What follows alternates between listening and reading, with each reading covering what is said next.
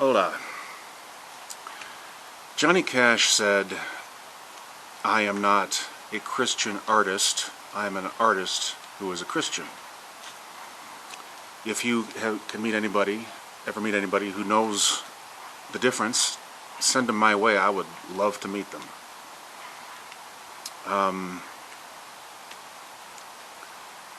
I just wanted to make this video to kind of address that issue as quickly as possible, because I find that when I listen to a Christian video that might otherwise be just absolutely drenched in brilliant wisdom, and then they say, "Stop listening to worldly music," and it ruins my night. I'm like, I can't watch these people anymore, you know? Because it's just such a glib, shallow, and this is really the problem, idolatrous point of view, and I'll tell you why.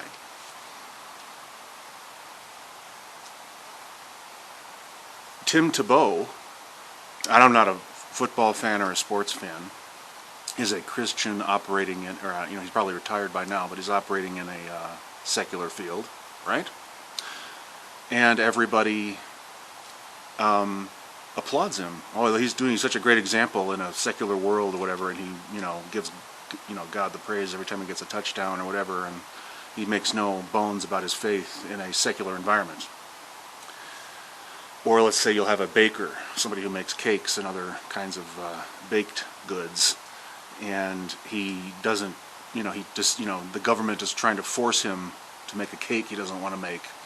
And Christians will step up and say, "You don't have to do that. Well, he doesn't have to make this," and they're right. He shouldn't have to do anything, right? But if a Christian doesn't name drop a Christian singer doesn't name drop Jesus in every song, doesn't write every single song as a gospel song, then we're supposed to write them off as anathema. That's idolatry. That means that what you think that what I do is an inherent act of worship and not worthy of respect as a trade, that you're putting it on a pedestal above anything else, any other job in the world, electrician, plumber, football player, whatever. And so I want to tell you, this is not a debate really. I just FYI. If you are, let's say you're a house builder, you're a contractor, or even just a construction worker who's just hired by the contractor to do the job. If you're not building a church, you're not glorifying God. Did you know that? If you are a mechanic and you have ever changed a water pump on a vehicle that wasn't a church bus, you're a sinner. If you're a baker and you have ever made a cake that didn't demand that you write Jesus is Lord on the top of it in frosting, and just said "Happy Birthday, Bobby" instead because that's what the job required, but you didn't override that and say Jesus is Lord, you're not glorifying God with your talent. If these are not true, these statements are not true unless you put music on a pedestal above what you do, and you say that you should ignore secular artists, which is to say non-Christian, and incidentally you got the culture you paid for, by the way. I don't know if you've noticed, but all those disingenuous Christian artists that you believed, that you think are praising God so much, well, how many of them have fallen away from the faith? They never had, incidentally. Meanwhile, now Johnny Cash has been dead for 20 years, his late period material is some of the most hardcore, uncompromising Christian material ever written and recorded. Listen to some of that late stuff of his. It's just like he didn't, and he was never a gospel singer, but he was unflinching about his faith.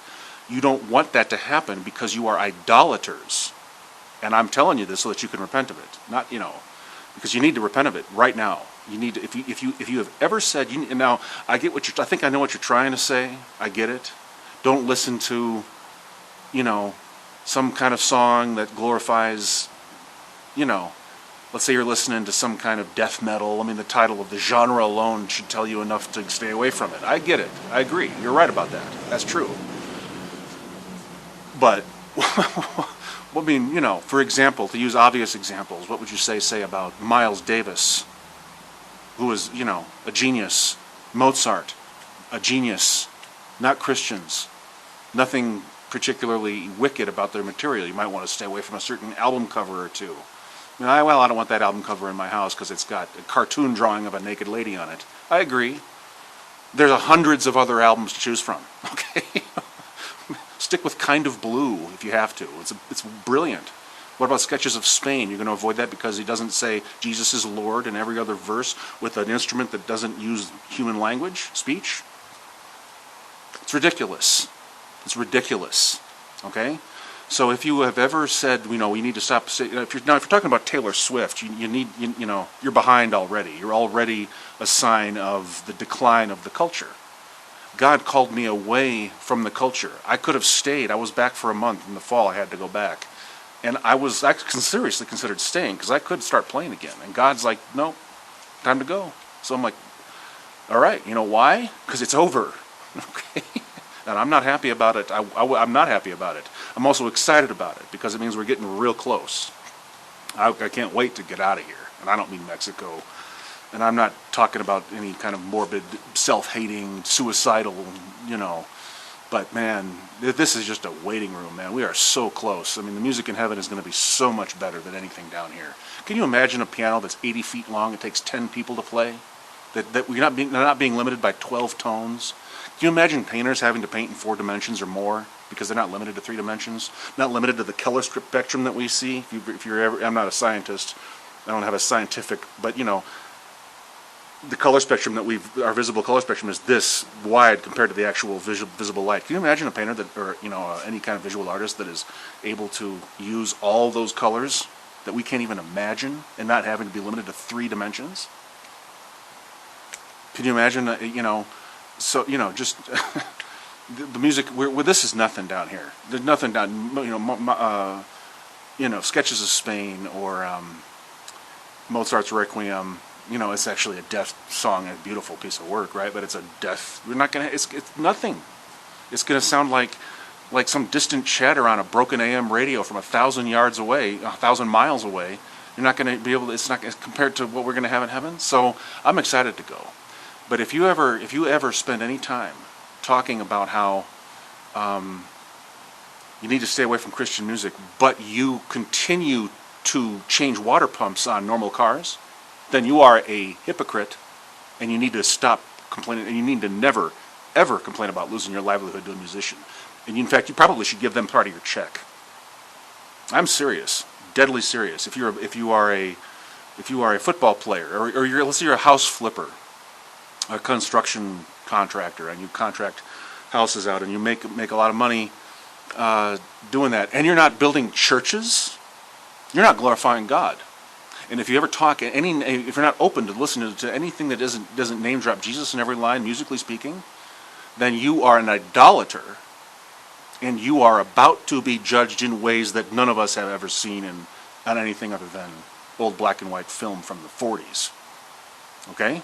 Maybe the Vietnam, some of the miserable. I mean, it's miserable. What's coming is beyond our capacity to understand misery. The Great Depression. I've heard people say that seem to know what they're talking about. That that's really just a skip, because the money back then was based on something that was actually real, and 90% of the people in the world, in America, had ability to grow their own food, and and it was still, it just destroyed the country, destroyed the economy, destroyed society. The ratio is flipped. Now it's like 10% who know how to cook and hunt and grow food, and the other 90% are sitting around complaining about their sex lives and acting like their sex lives are somehow interesting to other people at all. Never, and not only that, they actually think it's other people's business. It's over. Okay, God actually called me away from there, because even the Christians don't listen. There are some people up there who are still open. I know some of them personally, and it's not over today, but it's going to be over tomorrow. It's coming. It's down the pike, and it might be over today. It might be over today. The rapture might happen tonight. And I hope it does. But for your sake, I kind of hope it doesn't. but it's going to happen soon. So this is the point: is that you need to get off it now. You need to stop, because if you're not building, if you're sitting there complaining about Christian music and you're sitting there, you're not going to listen to Oliver Anthony because he's got uses a bad word in his song. You need to understand what's the difference in him saying BS and somebody who's wallowing in degeneracy, or Satanism, but it's like a death metal band, or some sort of materialistic fake SoundCloud rapper who thinks he's a poet because some friend of his with a prefabricated beat put one of his rhyming couplets from the 7th grade into a he doesn't belong anywhere near music. He's not a musician. He's not even a poet. Biggie Smalls was actually a poet. He's actually a brilliant writer. Can you say that about the average dead SoundCloud rapper drunk on Skittles juice? Of course not. So you're idolizing what we do. You're saying that it's an inherent act of worship while treating everything else like, well, it's just what I do. I made $100,000 on this deal, flipping houses. Then who bought it? Oh, I don't know, a hedge fund manager, a porn kingpin. Who cares? It doesn't matter. Yeah, it does. If you tell me that I'm not glorifying God by telling the truth and by being an artist, and Johnny Cash, his material got more Christian and hardcore and uncompromising as he got older, right? That he never was a gospel singer. Okay, if you need me to spell that out for you any longer than 11 and a half minutes, then you're gone. Make the world a better place and finish the sentence on your own, man. You're not going to make it. All right. I hope to see you upstairs. I really do, and I know there's a lot of hope for people up there. I know some close personal friends of mine who are not saved at the moment, but probably will be real soon. I've seen some very hardened people become, they had to lose everything, their ability to talk, but. Hey, better to enter into life maimed, right, than it is to enter into hellfire with with all your limbs intact. So I don't want this video to be any longer. 12 minutes is more than enough. I was hoping to make it less than half of that, but hey, it is what it is. Thanks for watching. Thanks for listening, and definitely vaya con Dios. Dios te bendiga, amigos. Adios.